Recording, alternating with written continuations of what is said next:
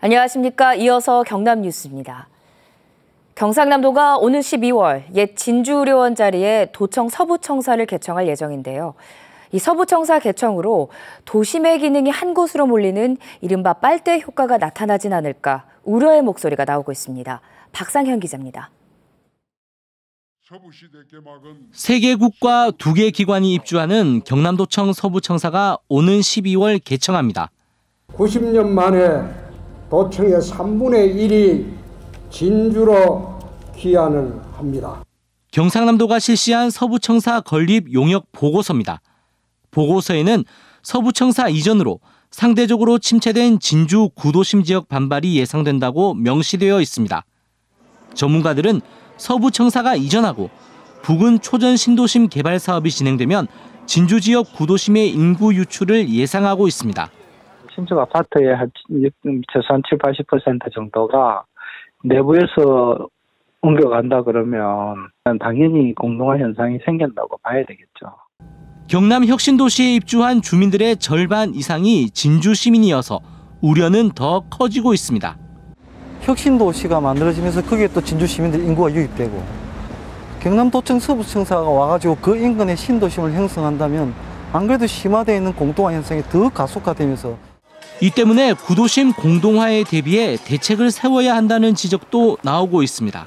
하루라도 빨리 경상남도에서 이 진주 구도심 공동화 문제를 어떻게 해결할 것인가에 대한 대안 마련이 필요하다고 봅니다. 경상남도는 도청 전체가 진주로 이전하는 것은 아니어서 서부청사 개청에 따른 빨대 효과는 없을 것이라고 밝혔습니다. KBS 뉴스 박상현입니다. 다른 지역의 사례는 어땠을까요? 광주에 있던 전남도청이 전남 무안으로 이전했을 때 인근 목포시의 원도심 인구가 급속도로 유출된 적이 있었습니다. 현재 경상남도의 대책이 안일하다는 지적이 나오고 있습니다. 계속해서 송현준 기자입니다. 경남도청 서부청사 용역보고서입니다. 보고서에는 전남도청 이전의 경우를 보아도 주변 지역의 빨대 효과는 미비하다고 밝히고 있습니다. 사실인지 확인해봤습니다. 목포역과 유달산 근처 목포 원도심에는 젊은 사람들을 찾아보기 힘듭니다.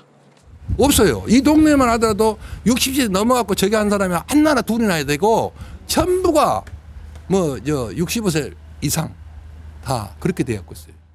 노인 인구까지 줄면서 양로원도 문을 닫았습니다. 젊은 층들이 일자리를 찾아 목포를 떠나고 있고 게다가 이전한 도청 주변으로 많이들 이사를 하면서 목포 원도심에서는 쉽게 빈집을 찾을 수 있습니다. 실제 한국은행 목포본부 연구 결과 전남도청이 목포시와 인접한 무안군으로 이전한 이후 목포 원도심 인구가 3만 명이나 줄어들었고 전남도청 이전으로 생긴 남학 신도시 인구의 63%가 목포에서 이사했습니다. 그 도청 이전에 따른 신도심 개발 효과가 없었다 그러면 원도심 인구는 아마 줄지 않았을 수도 있었을 거라고 생각합니다. 상권도 전남도청 주변으로 옮겨가면서 목포 지역이 발전할 것이라는 당초 전망이 빗나간 겁니다. 임대 하당에 임대라고 붙여진 프랑카드가 별로 없었는데 3년 전부터는 많이 붙어 있기 시작했어요. 왜냐하면 이제 상가가 저쪽으로 넘어가게 될 수밖에 없고 그리고 또 목포시는 전남도청 이전 10년 만에 뒤늦게 원도심 활성화 사업에 착수했습니다. KBS 뉴스 송현준입니다. 오늘 새벽 0시 10분쯤 창원시 진북면의 한 도로에서 길을 건너던 52살 조모 씨가 63살 윤모 씨가 몰던 승용차에 치여 숨졌습니다. 경찰은 운전자 윤 씨가 무단 횡단을 하던 조 씨를 미처 보지 못해 사고가 난 것으로 보고 있습니다. 경남에서 지난해 범죄가 11만 2천여 건 발생한 것으로 나타났습니다. 경찰청이 발간한 2014 범죄 통계를 보면 경남 지역에서 일어난 범죄는 11만 2천여 건으로 전년보다 4천여 건 줄었습니다. 이 가운데 8만 9천여 건이 검거돼 검거율은 79.7%를 보였습니다. 인구 10만 명당 범죄 발생 건수는 3,400여 건으로 16개 광역자치단체 가운데 8번째로 적었던 것으로 분석됐습니다. 한국항공우주산업 카이가 제작한 다목적 기동 헬기 수리온에 대해 일부 지방자치단체가 소방용 헬기 사용을 꺼리고 있습니다. 소방 헬기로서의 안전성이 검증되지 않았다는 이유인데요. 큰 비용을 들여 개발한 국내 헬기를 외면한다는 비판이 나오고 있습니다. 최세진 기자입니다. 지난 8월 강원소방본부의 230억 규모 소방헬기 입찰에 한국항공우주산업 카이의 다목적 기동헬기 수리호는 참여하지 못했습니다. 강원소방본부는 입찰 공고에서 형식 증명과 성능 입증서를 요구했습니다. 수리호는 군용으로 개발돼 방사청의 형식 증명을 받았지만 소방헬기는 민수용이기 때문에 국토부의 인증을 다시 받아야 한다는 것입니다. 군도 대한민국 정부기관이고 국토부도 대한민국 정부기관이지 않습니까? 근데 똑같은 헬기를 그 시험 기간이 다르다고 해서 돈을 들여가지고 하는 것 자체가 맞지 않는 것 같고요. 이에 대해 강원소방본부는 수리용 기반의 소방헬기는 안전성을 입증하기 어렵다는 입장입니다. 더 좋은 헬기를 더 싸게 사는 게 우리 목적이잖아요. 안정성이 입증이 된 헬기를 사겠다는 거는 그건 누구나 다 똑같아요.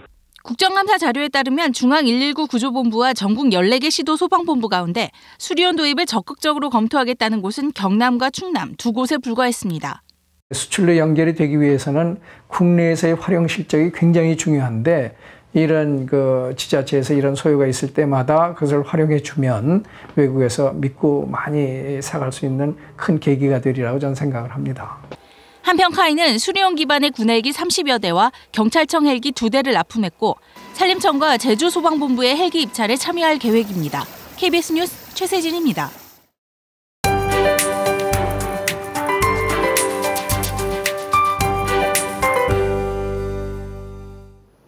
오늘도 출근길은 서늘합니다. 창원이 15도를 가리키면서 어제 같은 시각과 비슷한 모습인데요. 낮 기온은 1, 2도가량 내려갑니다. 22도 안팎으로 한낮에도 조금 선선하겠습니다. 대체로 맑은 하늘빛을 띠겠지만 내륙엔 안개가 짙을 것으로 예상되는데요. 낮까지 연무나 방무로 남아있는 곳이 있겠습니다.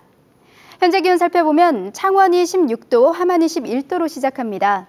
한낮엔 김해가 23도, 창원이 22도로 예년 기온을 웃돌겠습니다. 서부 지역도 이맘때 가을 날씨가 이어지겠습니다.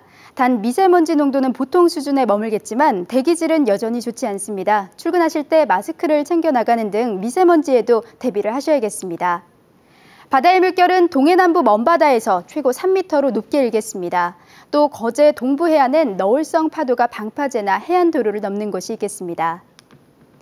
당분간 맑은 날이 많겠고 기온은 일요일부터 예년 수준을 회복하겠습니다. 기상정보였습니다. 창원 컨벤션센터 증축 공사를 위한 시공사가 선정돼 다음 달 착공될 예정입니다. 한국은행 경남본부 조사 결과 지난 8월 경남 지역 금융기관의 여신과 수신이 모두 크게 증가했습니다. NH농협은행 경남영업본부가 진주 혁신도시 지점 개점식을 했습니다. 창원에도 사업장이 있는 한국GM 신임 사장에 한국계 제임스 김 씨가 선임됐습니다. 산청구는 지역 약초 유통 활성화를 위해 경남 생양농업협동조합, 진주지역 한의원과 함께 업무 협약을 체결했습니다. 산청군과 경남 생양농업협동조합, 진주 원한의원 등 3개 기관은 산청에서 재배되는 작약 등의 약초를 처방약재에 사용하고 계약 재배를 통한 판매 등을 추진하기로 했습니다. 경남 지역 4년제 대학생 100명 가운데 5명 정도가 중도의 학교를 그만둔 것으로 나타났습니다. 대학알림이가 공시한 지난해 대학 중도 탈락 학생을 보면 경남 지역 12개 대학 9만 2천여 명의 학생 가운데 4,500여 명이 그만둬 4.8%의 비율을 보였습니다. 탈락률은 전년도 4.7%와 비슷한 수준이었습니다. 대학별로는 진주산업대 15.7%, 한국국제대 10.2%, 창신대 7.6%, 영산대 7.5% 등의 순이었습니다. 중도 탈락 사유로는 등록금 등 경제적 사정으로 학교를 그만두거나 편입 또는 재수를 하기 때문으로 분석됐습니다. 사천에 소재한 항공부품회사 셈코가 프랑스 에어버스사에 1,100억 원의 헬리콥터 부품을 수출합니다. 경상남도와 셈코, 에어버스는 어제 성남 서울공항에서 항공기 부품 수출 계약을 체결하고 내년 6월 첫 납품을 시작하기로 했습니다. 에어버스 헬리콥터사는 세계 공공헬기 시장의 40%를 점유하는 글로벌 항공기업입니다. KBS 뉴스를 마칩니다. 고맙습니다.